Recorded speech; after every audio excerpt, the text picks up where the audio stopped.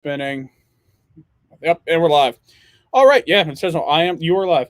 Well, guys, welcome to the show. It's just me right now. I'm waiting here, and Papa John's texted me and said that called me and said that he wasn't going to make it on the first half of the show. He doesn't think he's out fighting off DiGiorno and delivering pizzas. But we are got a pretty fun show here. We'll let people come on. What's going on, Sean? How you doing, man? Wow, that number just spiked up really high. Man, people are excited for this one. Rick Nancy, how's it going, Rick? Man, that was an awesome show last week on Champs Academy. Ron Tippleman, Rich Morris from Honolulu. Jeez, Rich, bring me. But I am all alone here again because Chef Boyardee might stop in. I don't know. Good evening, John. What's up, Ed? Gonna give a shout out here real quick to Boost Your Barbecue, Chris Kosman. Use the discount code QChat for 10% off your order. Pick up that Arcasipi combo. Pick up any rubs or seasonings that you need off there. And speaking of rubs and seasonings, we got Big Jim Hudgens steak seasoning. That stuff is money. I had people when we were at York, and I was doing my SCA. The people next to us had never done an SCA and never heard of Jim Hudgens seasoning. And when I put that steak on, that smell you get from that first sear is amazing. So you guys got to check out the Jim Hudgens steak seasoning. Give another shout out here to Flame Boss, Dave Frosch from Flame Boss, hooking us up with some awesome products. I got to thank him for that. And they got something special coming out in a couple months that he wouldn't tell us when he was on the show. So I'm pretty excited to see exactly what that is, because I really kind of hope it is like a thermo pen or something like that. Because that would be killer. And then last week, I got to give a shout out to Barbecue Beast, our girls over there at the Beast, sending us to the American Royal here in a couple weeks. Got to represent them pretty well yesterday for a company picnic. Brought the sauce, and everyone was drinking that 2020 World Championship sauce on the bay. And I had to keep telling people, you're not eating seafood. You are literally just drinking or eating barbecue sauce. It's just got a little bit in there. It's not overpowering. It doesn't taste like you're eating crabs or anything like that. It's amazing stuff. So got to give a shout out to them. Who else is on here? Aloha Jake. I'm reading that off. What's going on, Manny? David Pelini, Michael Fay, Jim Hudgens, Ron Davis. What's going on, everybody? So before I bring on our guests, we've got two special people on here that pretty much everyone here in the comments knows and loves. And it is two of our wonderful, wonderful SCA reps, Angel and Keith Todd. How are you all doing tonight? Good. How are you, Jake? How are you? We're good. I'm flying solo, and I don't really like this. I'm just talking to myself, which is kind of how it is every other night. True. So how about you guys talk, and I'll just look like this? Sip on your tea. That's right. I don't have anything down here. But you guys are hosting a triple. When we talked to Bryant Glick last week about his triple, and Angel, you reminded me, you guys are hosting one too at one of my favorite places. So how about you tell everyone how they can get 3 of these saw blades? Go ahead. So we Not at once, though. we are hosting another event. It is August 28th in West Newton, PA. It's a triple, obviously. We also have a kids cook. They're going to cook grilled cheese. And we have an anything pierogi ancillary, which I'm very excited for. Yeah. 4 tickets, 3 knives. 4 tickets? Well, 3 for steak and 1 for ancillary. 1 for ancillary, yeah. Look at that. The little blade. This is for 6th through 10th in each round. And then, as you can see behind Jake, his blade for number 2 place. Or oh, man. I can't even get it all in there. We weighed it today. It's 25 pounds. 25 pounds. Good thing I wasn't allowed to put that above my bed, because I definitely would have been decapitated by that. Yes. 1st through 5th place gets a big blade. 1st place is the biggest. I think it's 26 30 inches. 30 inches. 30 inches. 2nd through 5th is 26. 26, yeah. 26. Wow. I also had to get big checks, because who doesn't want a big Son of a biscuit. I want a big check. So we have 3 of those to give away for each round of steak. Oh my goodness! I was thinking about that the other day. No one gives away big checks. Like I would definitely be a trophy if I had an SCA. It would be a big check because no one gives away those checks. That's what I want. So it pierogies will be hand saws. So Yes. Jen, What's that mean?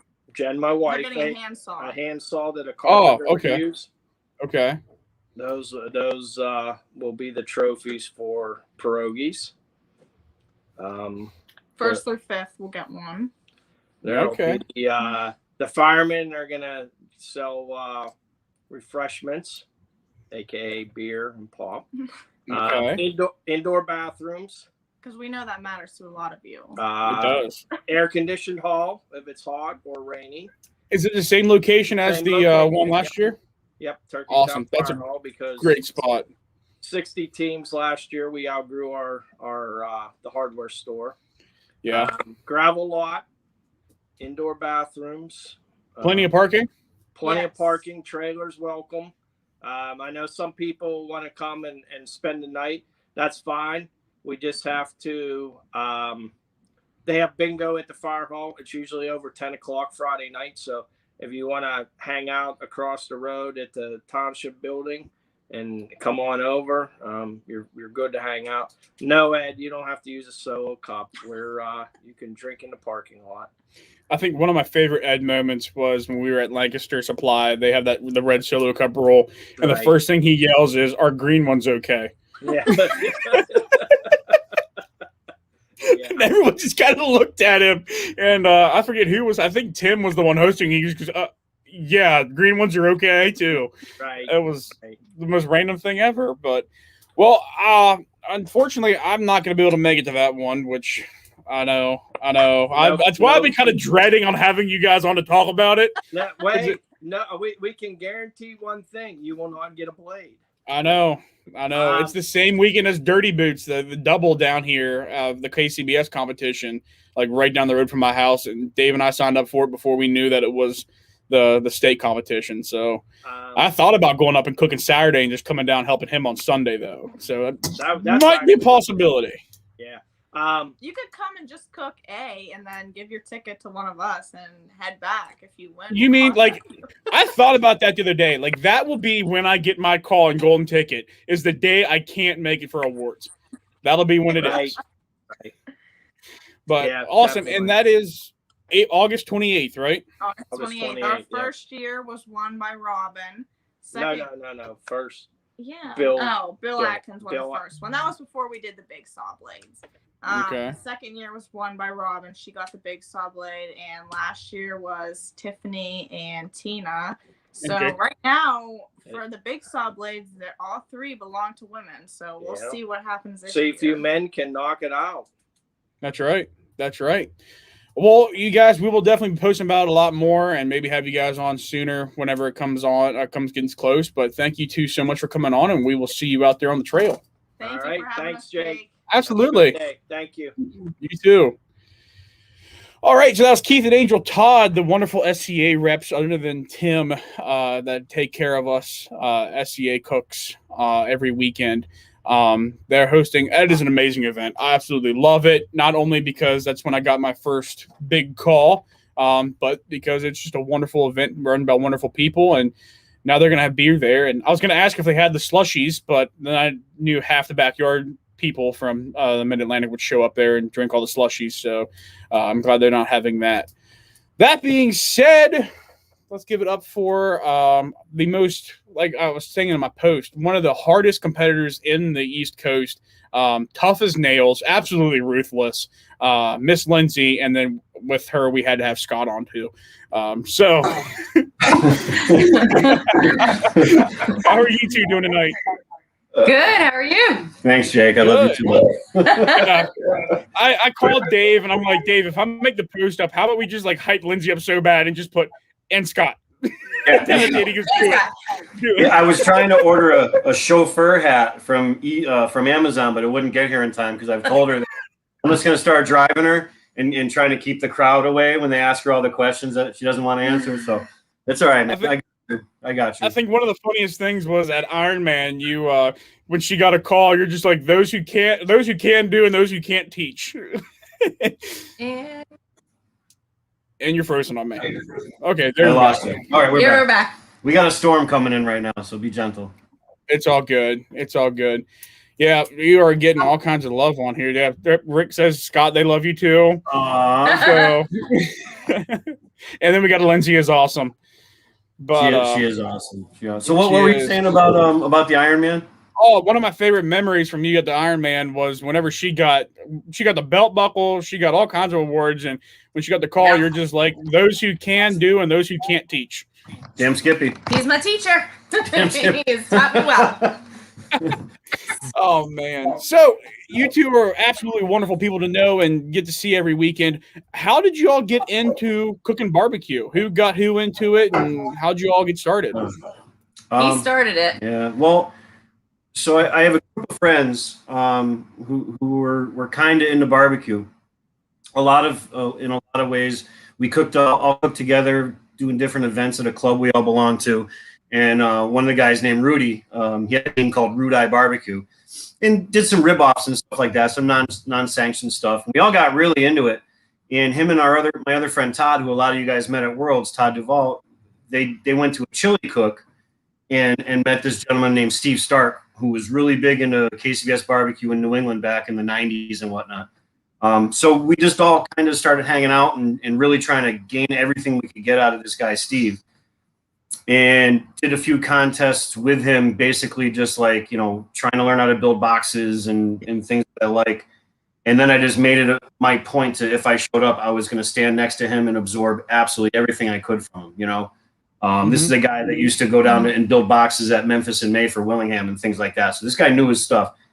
And the rest was history. So it was my three friends. They started it. They taught me how to, peel ribs and cut them and do everything to get them ready to roll, and I just kind of got hooked. Yeah. I think the first rib comp I ended up doing, I got a second place, and that's all I needed to hear. So. Yeah, and then I got hooked with it, just getting to watch Scott do it and watching Steve do it, because for me it was like he's butchering the meat, and I get to find all the lymph nodes. So I'm a nurse, so I love all the medical stuff. So he's finding lymph nodes and all this stuff, and I'm like, I'm pulling this out, and yeah, so. Wow. Okay, so that's a different way of putting it. Yeah. Yes. Yeah. I look at it medically. Yeah. I the precision out of it, and everybody who knows me, they know I'm very shy and kind of an introvert, and I don't like talking to people. So you set me loose at a competition. Once I started learning who in the New England scene were the people that the go-to guys, I just started going. I just tried to talk to and meet and pick brains out of everybody I could. So those are your second place ribs. Oh yeah, I remember those. Yeah. Hey man, I told you I was doing a lot of digging here today. Yeah. Oh boy. Yeah. So what were you cooking on? What you got started just doing the rib cooks? What did you cook on for smokers? So Todd and Rudy, they built a rotisserie out of an oil drum that they then fashioned to a trailer. And then Todd's a welder, so he built a wood-fired pizza oven. He built, that's it right there. That air tank that you see in the background, we converted that, if you ever find that picture, into a big beer bottle for the Harpoon Festival. And we just kind of rolled with it, and that one in particular was a little fireman's fair. And we were doing pulled pork wontons and fried Brussels sprouts and everything you could think of that was different than a pulled pork sandwich to vend, so that we could try to break even for trying to compete against some of these people. Mm-hmm. Yeah, that's the wood-fired pizza oven that Todd built. That's awesome. It's pretty badass. Yeah, bad. Am I allowed to say ass? Yeah, you're more than welcome. I mean, my mom and grandma watch this show, so you can say whatever you want. Just joking. But no, that's awesome. And then what did you started Sticks and Stones BBQ, or you Sinister Steak? Well, there's a couple different names I didn't really know what to put on there. Yeah. So what happened was I did 1 year kind of helping out this guy, Steven Stark, who I would say is my mentor for barbecue, for competition barbecue especially. And we with the year, and he had already been retired out of it for a few years. He's a world champion in the chili cook-offs throughout the nation. So he wanted to kind of get back to that. So he said, if you form your own team, I'll help you out next year. So I did that, and we ended up just having cook-offs every time there was a Patriots game. He'd do 2 meats, I'd do 2 meats, and he'd come to the house, and Rudy and Ty would come over, and we'd all critique each other's food. And then it came out that I was going to do brisket and ribs. He was going to do pork and chicken. And that's how I did my first year of actually running a team in KCBS. We did 4 competitions, hit a top 10 twice without ever buying a Wagyu brisket. Yeah, there's that big. There's the harpoon. Yeah, so that thing was holding 200 pounds pork shoulder for pulled pork tacos up at Harpoon Brewery. But wow. Yeah. So That's Todd, awesome. who judged Worlds when we went down there, he's a very talented, very, very talented welder, and he will build absolutely anything you ask him to. Sharp edges and all, right, Todd? So yes, and then when we started, go ahead. No, I was just gonna say, when we started the steak cooking together, and we went together, so we're both lefties. So the Sinister Steak Company for the lefties. That's what we go under when we do the steak. Yeah. Oh, I got you. So we'll Yeah. get into the steak, because that's how you all are killer at. But with like the barbecue, is that what you all still cook on as the team with your buddies? No. We it's a hodgepodge. When we were doing it with when my buddy Steve was doing the other 2 meats, he has a couple Yoders. We bring the Willingham for like a showpiece, because if you've never seen one before, it's an amazing grill. It was one of the first pellet cookers ever built. It looks like a fair carousel type of thing on big wheels. It actually used to be Al Roker's grill, believe it or not, when he was doing Roker smokers in the KCBS. Wow. At this day, I believe there might only be 6 or 7 left that are functional in the world of the stainless steel models. You'll see a few of them at Memphis and May if you go there. But he's on Yoders. I'm on a Barbecue Guru shotgun smoker for brisket. And then I dabble with everything you can think of for ribs, because why not? I like pellet cookers a lot, but I like charcoal too. Hence, Sticks and Stones. So yeah, absolutely. I saw a picture of that Guru that I was going to ask you about, but then I lost it because I was Googling Willingham. There it is. Bam. There we go. Yeah, Willingham is share the screen. Too much technology for me. Yeah, I love that thing. That's a great little cooker. And you do the big meats on there, your brisket. Yeah. That thing will run. I think the longest I ran it was 34 hours on a full basket at 260 with B&B hickory lump. The thing's an animal. Okay. And so the last SCA, I mean, you did a couple barbecues in 2019. How'd you all start turning into the SCAs? I was bored, man.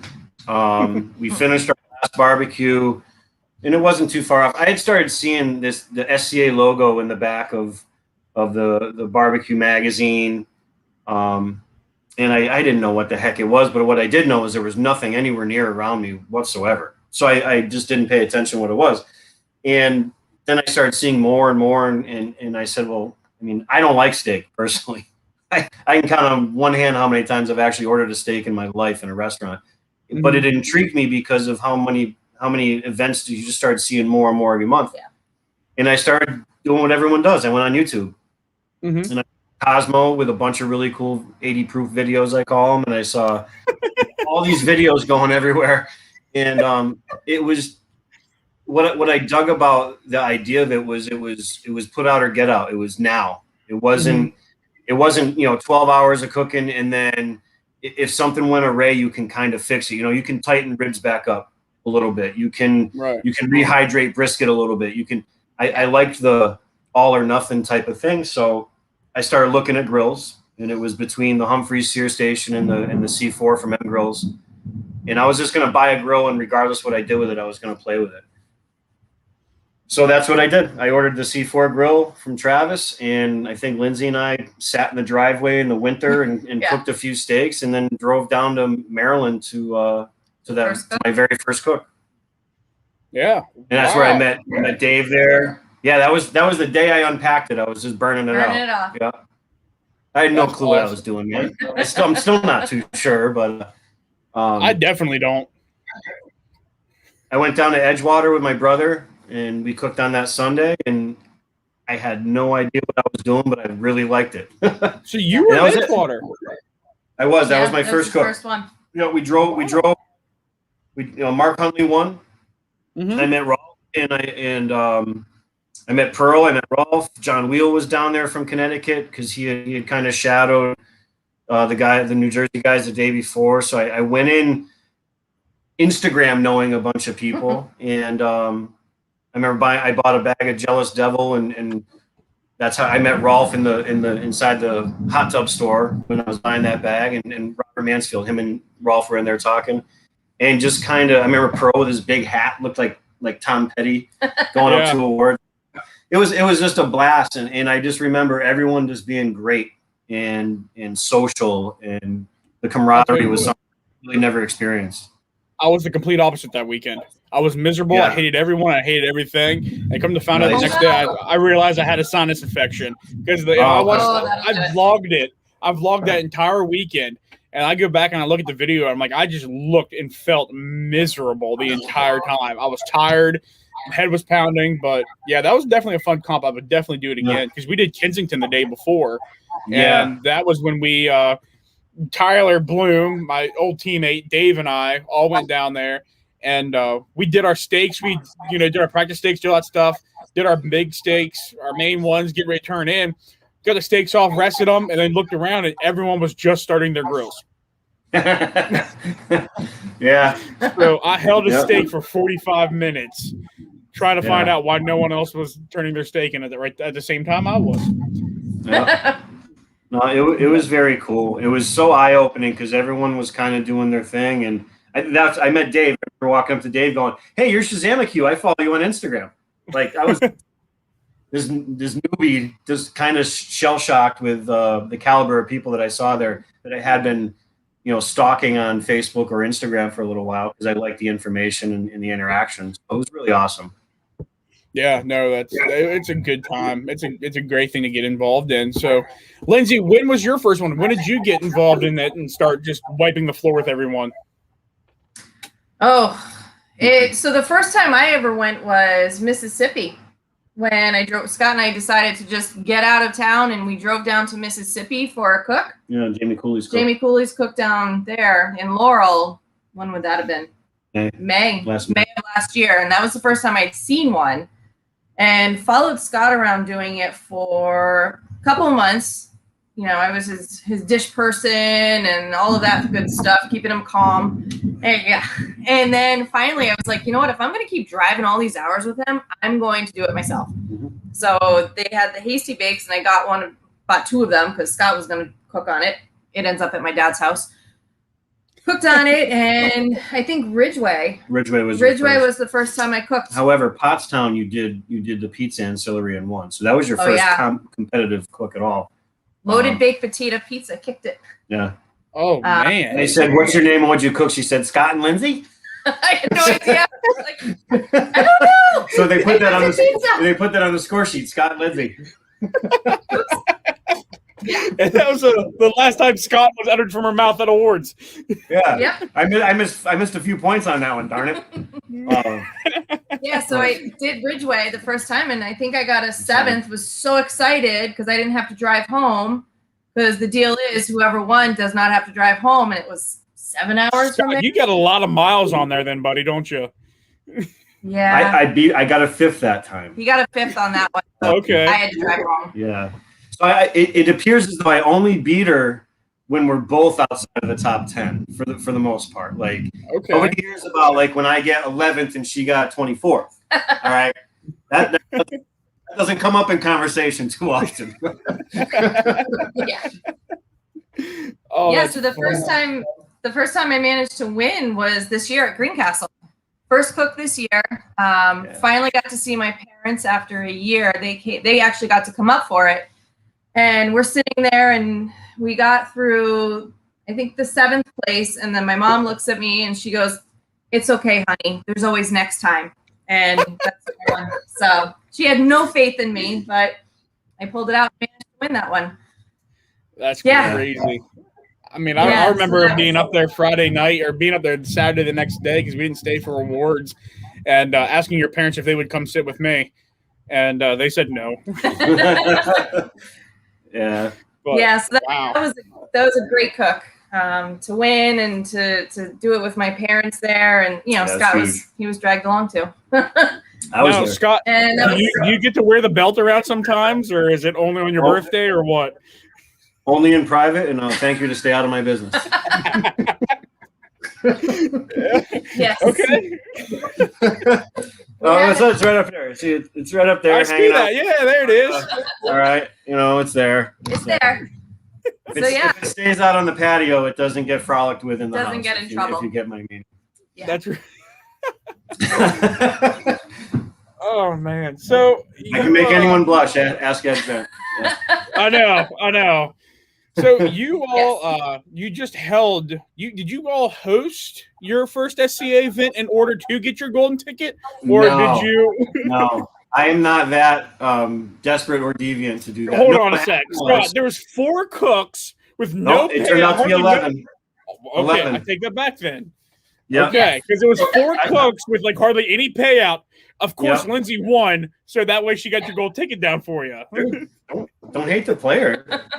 No, what happened was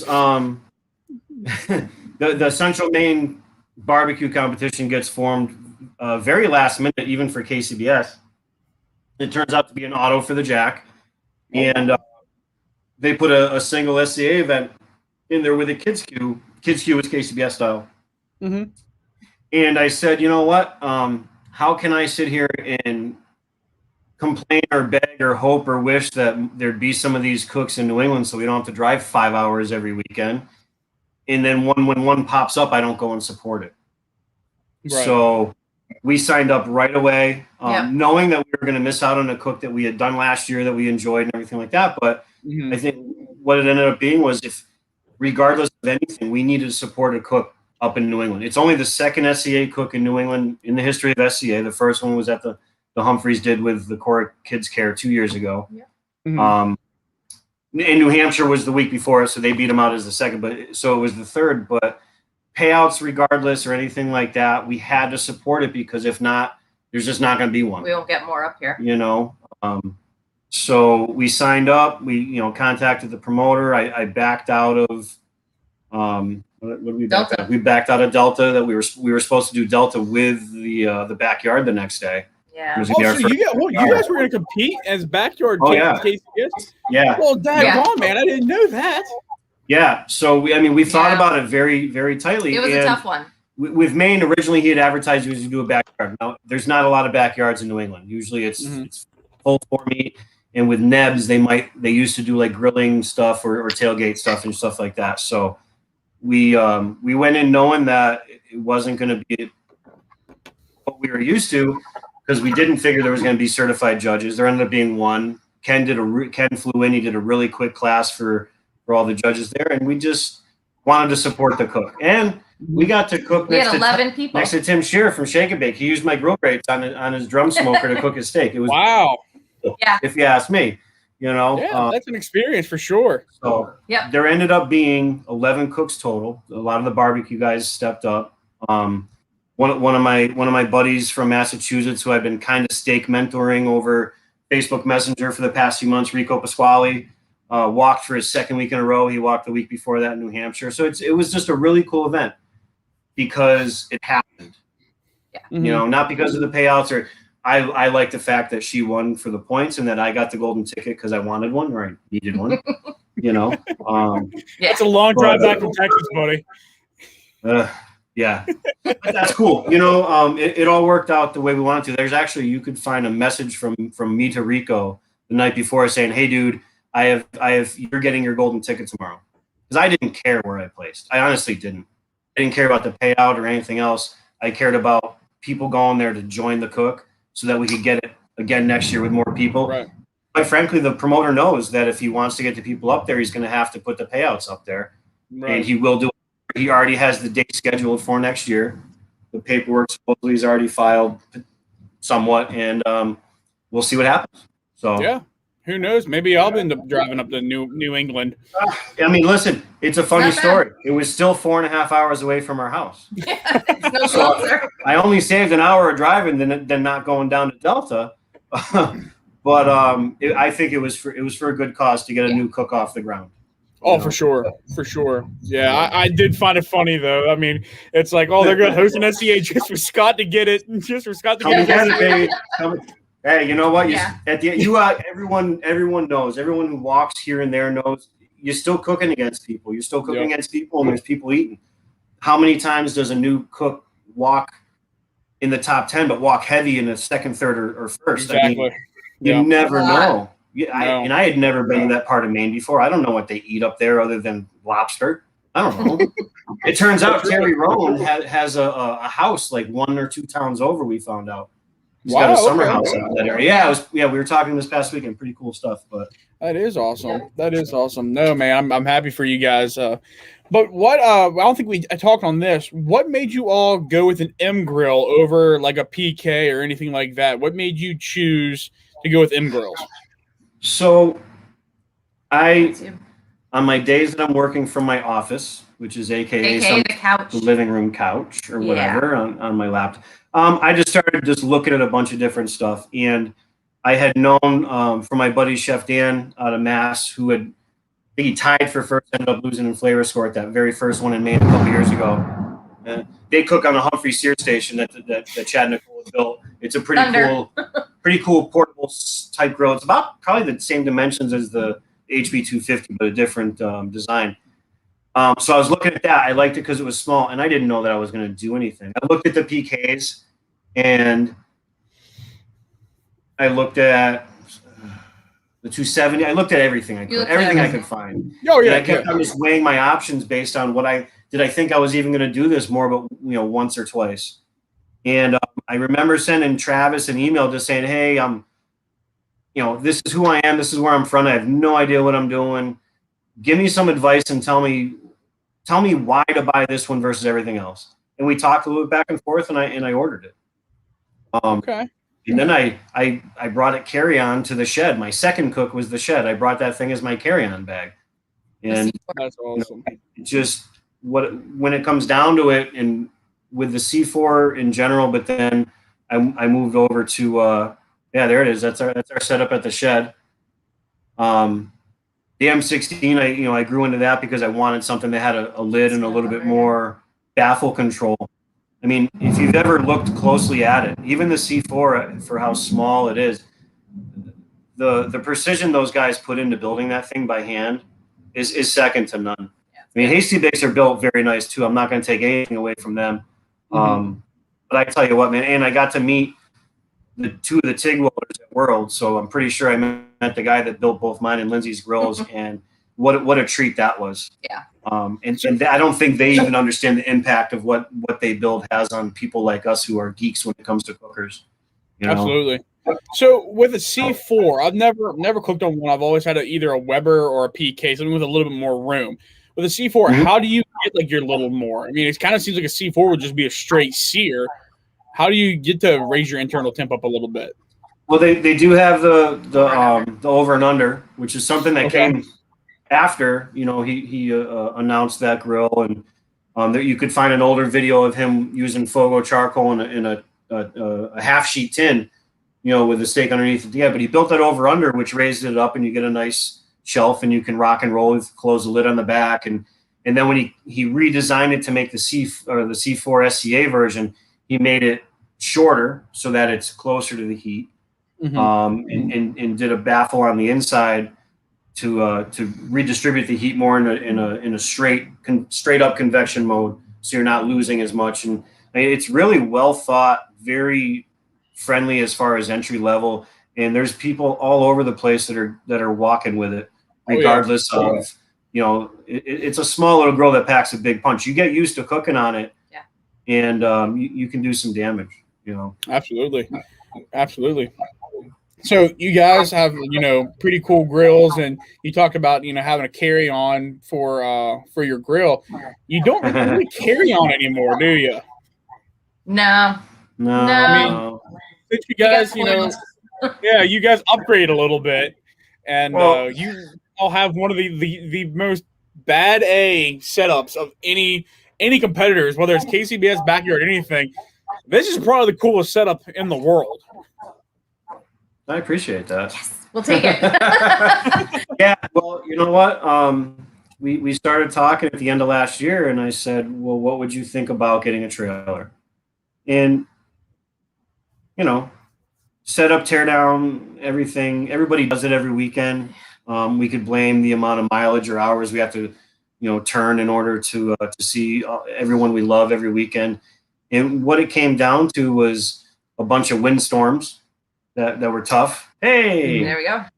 And I mean, we live in a very nice neighborhood in a historic district, so it's not about worrying about someone stealing, something out of the back of my truck. But a lot of these cooks you guys see us at on Saturday morning, we left our house at 2 a.m. to drive down. So we're there for 8, and we cook. And a lot of times we do what's called a turn and burn, especially if we haven't found someone to watch our dog or something like that. If my kids are working and they can't do their thing.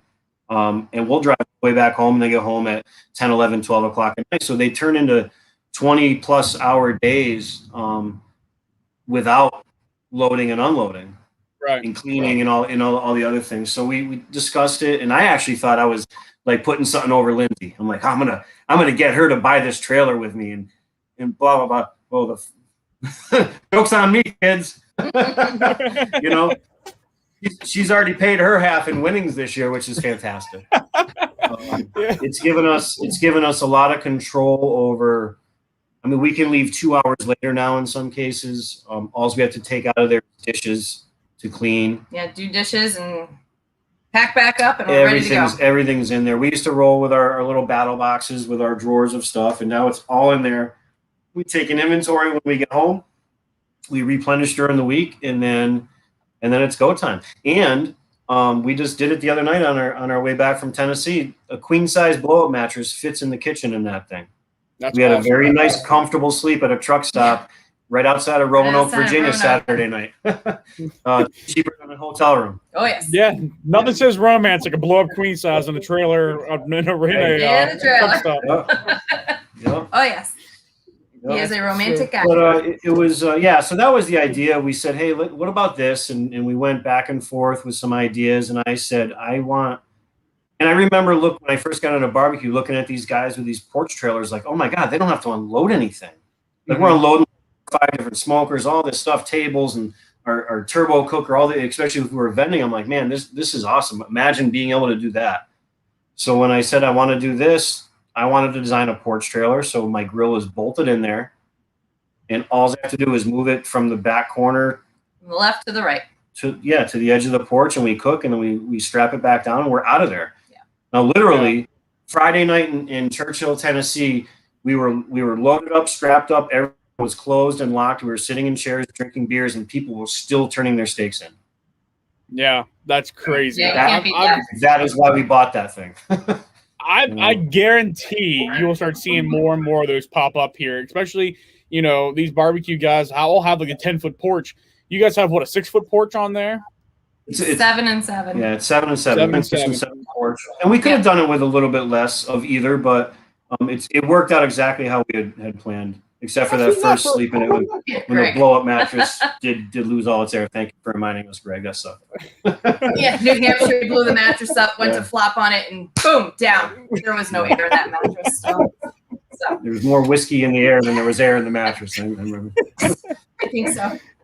Yeah, no, absolutely. You guys is not too big at all. I mean, 7 foot by 7 foot, that's 14 foot. And my little trailer that I carry around that I have to unload my canopies, unload all that stuff, is 12 foot.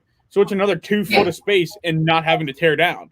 I mean, and now that SCA trailers are now more and more becoming the thing, which everyone laughed at me for bringing my little trailer to SCA comps, and everyone's like, the point of it is to do it in the back of a car, da-da-da-da-da-da.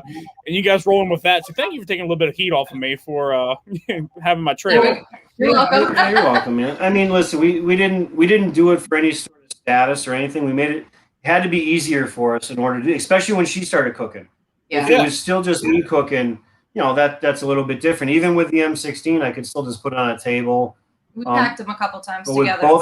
both of us doing this, it made sense. It made sense. And Lindsay, didn't you tell me at Terry Hill, Lindsay, that he was the one that made you drag everything into a hotel room and drag it all back out? Yep. So we would go, like when we went to Mississippi, we had the grills, we had because we had a little, like what is it? The wheelchair type of the carrier that goes on the back of a truck. Oh, the scooter. A scooter carrier. So we've got coolers on there, the grills on there, the tables on there, and you can't leave those in the car overnight. So yes, we would bring all that stuff into the hotel room and then bring it all back out of the hotel room and strap it on. I mean, so we said it's see it all the time. People just stealing stuff. Nobody respects anything that's not theirs. No. You know, went down to Georgia to get the trailer. We planned it on a weekend that there was a cook in Savannah. My friend Dan again, you know, Chef Rubs, I call him out. Well, go ahead. The cook in Savannah. Lindsay, how'd you do with that?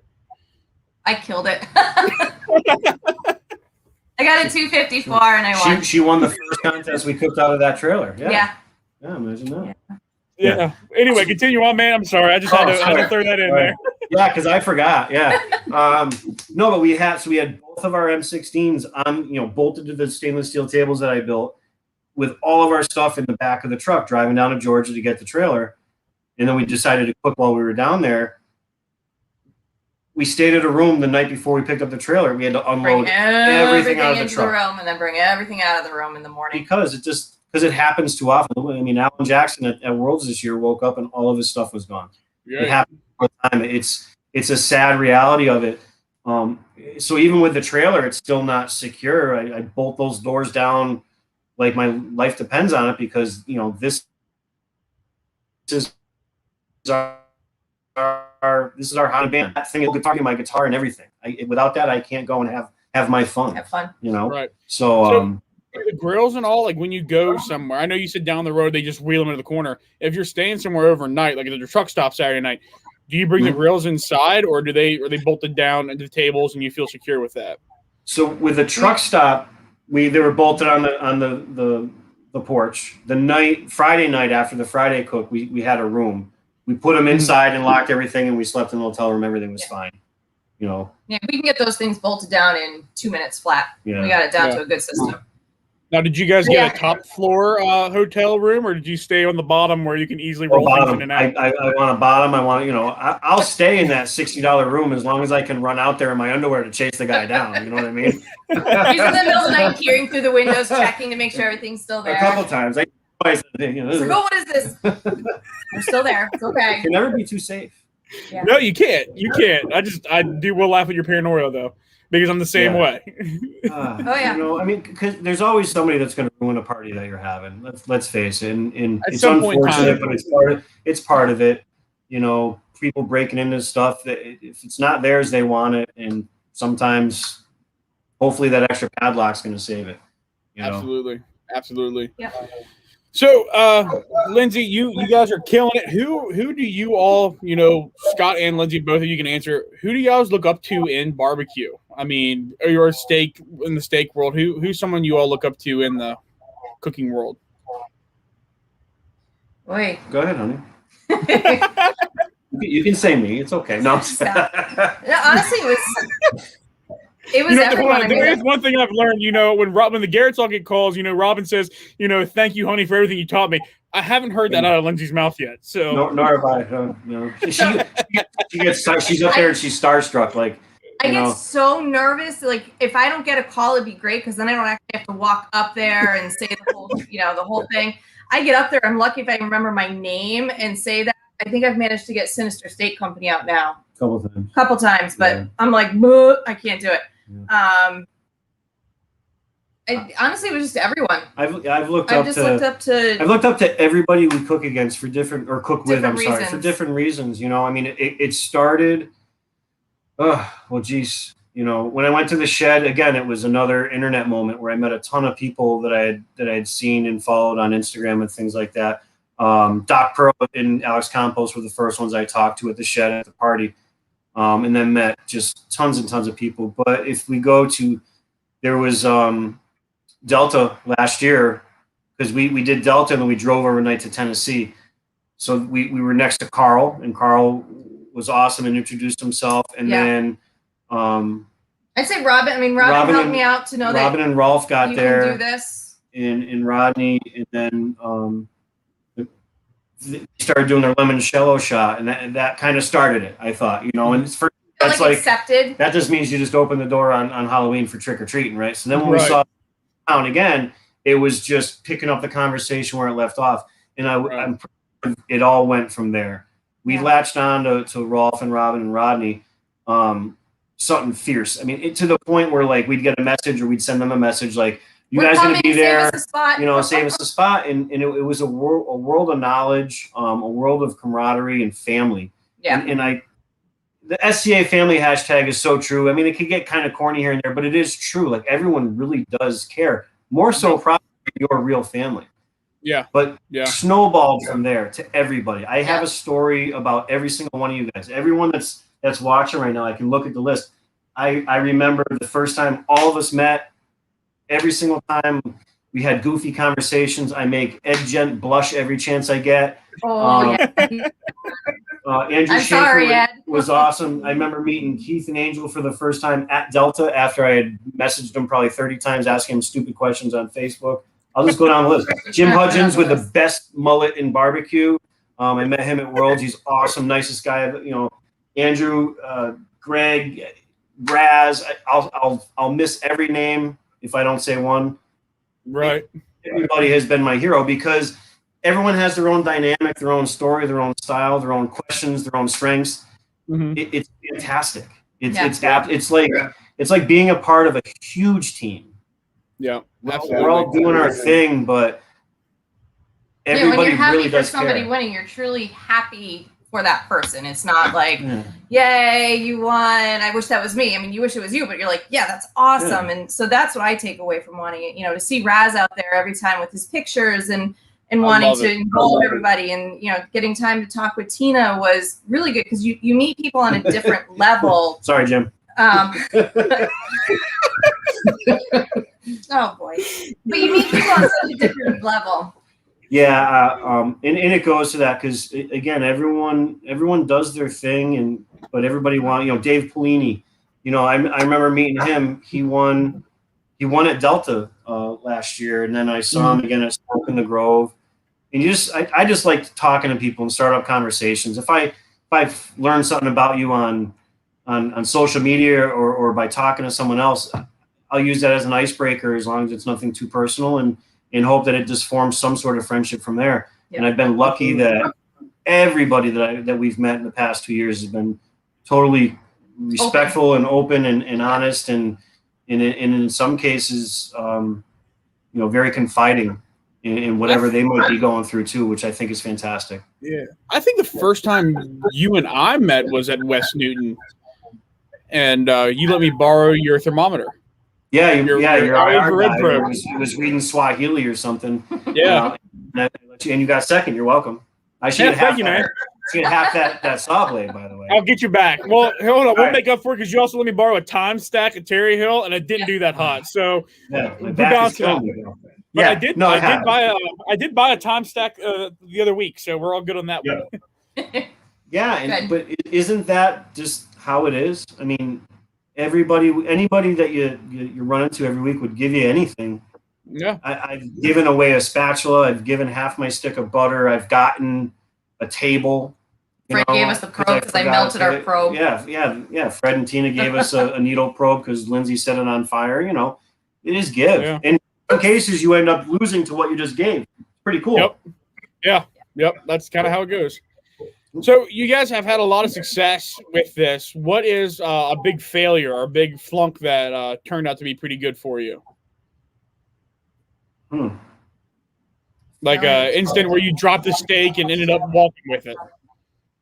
Oh, so Oh shit. no, he's where he gets so in his head. So we had one cook. I don't remember where it was. It was when I found all the liquor. Ooh. Pennsylvania. The last one we just did. We did a Friday night, the garden spot, and then he gets so in his head where he's like, "Oh my God, Lindsay, I screwed up my lines. I don't know what to do. I can't turn the steak in. This is my turn. What do I do? I said, Scott, turn it over. He goes, oh, that looks good. Okay. And he managed to do pretty well with that one. He's like, oh, who'd have thought to turn the steak over? Yeah. Well, no, there's two sides to a steak. He couldn't think about that. Generally, I pick my turn inside before I even start. I was about to ask that. Okay. I do. I don't. I can't because I'm not that. I can't follow that. But when we were in Maine, I cooked my steak. They were 2-inch thick steaks. These things were like brontosaurus size. They were huge. How long did we pick those for? About 4 hours?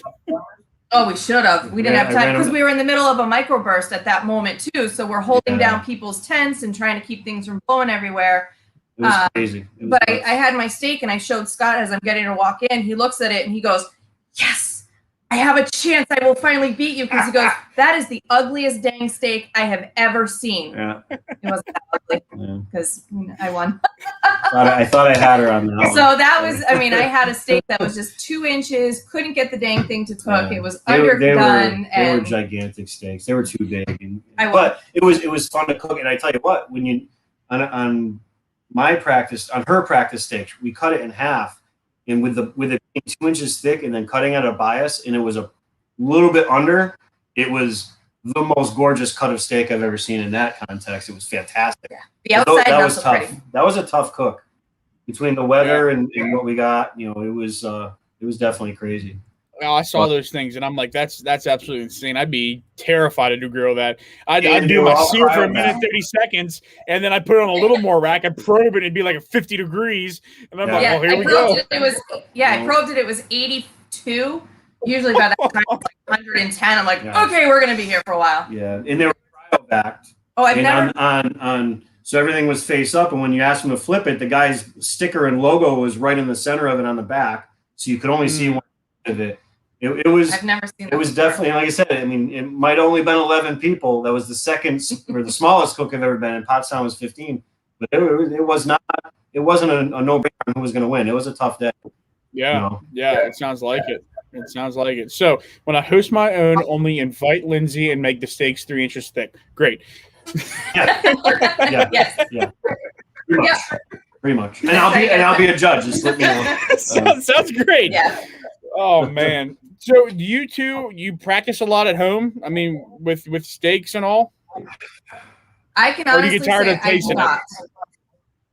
We get tired of tasting it. Scott will practice more because he'll say, hey, let's do a practice. I'm like, I'm tired. I don't want to. I'm really bad. I do not. Mm-hmm. I didn't practice once before we went to Greencastle. I'm sure there's a bunch of people that will hate me for that. I just go, I season, I cook it, and I turn it in. And honestly, that's really, it's keep it simple, stupid, kiss. That's why. And that's what I do. Scott will say, well, how did you do it? I'm like, I don't know. I cooked it. She has a knack. She has a knack for getting that rub on right. We practice cook here. It was mostly about dialing in those new grills. And especially when, I bought her for Christmas/birthday, I bought her M16. And we switched charcoal because of the deal we got on charcoal. So I needed to know how these things are going to act with that. Where am I at versus where I was at before? Yeah. So that's the bulk of our practice steaks. The weather in New England can be a little bit tricky. So playing in different ambient temperatures is something I enjoy doing just to see, the spikes. Because we'll 30-degree weather and it's no big deal. When he did Catawissa, I wanted it colder. He wanted it colder. It's like, why can't it be colder? Like, should be like home. Yeah. So. And the timeline is something that we've tried. We've been pretty successful on really getting very detail oriented on the timeline, but keeping it fun. I put goofy notes in it. It'll go from light charcoal to drink beer to dump charcoal to go say hi to people. Grab butt or something like that. Just because it's got to be fun. Everybody wants to do but we're not just doing it for the payout. We're not just doing it to win or get a trophy. We're doing it to see everybody every weekend and really just you know we had the air conditioning on this weekend for the first time, so the doors were shut and we're having a blast. And it was some of the most fun I'd have during the prep part of the steak because we're just in there being silly and we had music going and just talking nonsense about nonsense. It was great. That's I think what it should be about. It's supposed to be fun. To the point where when we're at home on our weekends off, we'll be sitting on the couch, maybe watching golf or something. I'll look at my clock and I'll be like, we should be getting ready for Cook's meeting. Oh, we should be lighting charcoal right now, Scott. Don't you miss it? And it's true. I've gotten really hooked into it. It was at a time when I really needed this. And you two, when you're not cooking, you watch golf. Yes. Well, I watch golf when I'm driving. You kidding me? Every time it's on, I'm watching golf. That's just me. Gonna sit here and watch a paint dry a little bit here too. I mean, well, I paint cars too, so I watch that. He does daily. Watch paint dry. Scott, you've gone from one of the most fun people to one of the most boring people I've seen. But practice wise, that's about it. Like timelines and processes. No, so Lindsay has been there since the first steak I bought and tried to trim. In time, do I pin? Do I not pin? Toothpicks to metal. Oh, we've gone through everything. You know, this string to that string, this knife to that knife, and everything in between. She's been there since day one. And how much similar is it that what you two do together? 99.9%. Yeah, almost exact. Wow. So it just comes down to execution is what it really is. You're frozen on me. I beat her on flavor. Yeah. I celebrate if I beat her on flavor in particular because that's always been my Achilles heel because I'm the famous, ooh, it was really good. Ooh, a little bit more. I can just put more on. It's going to be even better. If a little was good, then I need to put a bunch more on it. I'm my own worst enemy. You know, I forget that it's just a steak. I forget that it's not as hard as I try to make it. I get in my head. I don't keep it simple. I try to recreate the wheel that everyone else has already made. Lindsay is very structured where I'm not, so she talks me off the ledge on a lot of stuff. Yeah. Dave puts me on the ledge. This doesn't taste the way it does usually. What are you doing differently? I'm not doing anything differently, Dave. I think you're doing this. It's like, get out of my head. Yep. No, Lindsay will she'll taste my practice steak and tell me how much better it is than hers and how do I get the flavor like that, this, that, and the other thing, and I walk away going, she's winning. You know? Sorry. It's a funny thing. We are almost identical in our process, in our seasoning and everything else we do. The difference is when we're actually on the grill. We might be 20 seconds different on our flips. I know I flip differently. I'll pull it off the grill. I'll flip it into my hand and place it back down where she uses her spatula for everything. Struggle to try and figure it out. So what rub is sticking versus what's getting taken off in either one. I mean, those are the variables that are going to make it different other than the judging tables and stuff like that. Right off the rip, it comes off the table and it goes to the grills, and that's where our similarities end. Yeah. Well, we're coming up here on an hour real quick, and we only take an hour of people's time. What is some advice that you guys would give someone who's just getting into SCAs? What's one tip you'd give them? Talk to everybody. People are afraid to go up and ask people questions. We've had more people come up and say, hey, what do you do? Hey, how would you do this? And that's how we started. Ask a ton of questions and keep it simple. Yeah. Just really try and keep it simple. I think that's good advice for people who've been doing it for a while. Talk to everybody. Talk to the new people. Just go around, introduce yourself. Absolutely. Talk to everyone. I mean, that's how we started, and I've taken it to the next level. From in Maine, for example, I sought people out. There was a group of younger guys and gals up there from the Connecticut area. One of them was a professor at Yale, a sculpture professor. I'm like, oh great, his appearance score is going to be mint. Right? They had never done that. They had just happened to, I don't know where they saw it, but they came up and I went right over to them, guys, if you want to come in to our trailer, if you any questions, I want them to have a good time because I want them to do it again because I want more people to do it so that there's more stuff, Right. And I think that's, I'll go out and I'll find people because you can tell when someone's shy and they're not sure. And when someone comes up and says, what's the advice? And like Lindsay said, keep it simple because I can't. So that has to be my advice because I have trouble keeping it simple. And if it weren't for some of the best advice I ever got was from Rolf, quietly, because I was asking questions that most people wouldn't even dream of asking. Mm-hmm. You know, I wanted to know more. I wanted more nitty gritty. Give me a little bit more. You know, he gave me some really good advice, and it wasn't really more. He just expanded on what he told everybody else and kind of talked me down a little bit because I was getting in my own head, and I didn't know how to bring it back a little bit, because my answer to everything was more seasoning. Right. And that's not the way. The evolution, we were talking about it earlier, the evolution of this steak cook-off competitions, it's gotten so big, and there's so many rubs on the market right now, and they're all so good. The judges are going backwards in what they're looking for in the way that all these awesome flavors we're all trying to come up with every week. They're just looking for it to be toned down. They want to taste the steak. Yep. So my advice is make it taste like a really good steak. Yep. That's great advice. Great advice. Well, what's the next one we'll get to see you two at? When you said you're taking a little bit of a break here until July. We're on a wait list. Yeah, we're on a wait list for North Carolina, maybe. But Smoke in the Grove definitely will be there, and we're going to do the backyard for it too. So awesome. It'll be our next one, and then we're going to be very busy in August. We are going to a busy month for that. Yeah. But so sounds good. Alaska's going to be a big one. We will see you guys out there on the trail. Thank you so much for coming on the show. It's been awesome to sit down. Thanks for having us. Really appreciate it. Absolutely. I'm sorry. Thank you so much for the friendship.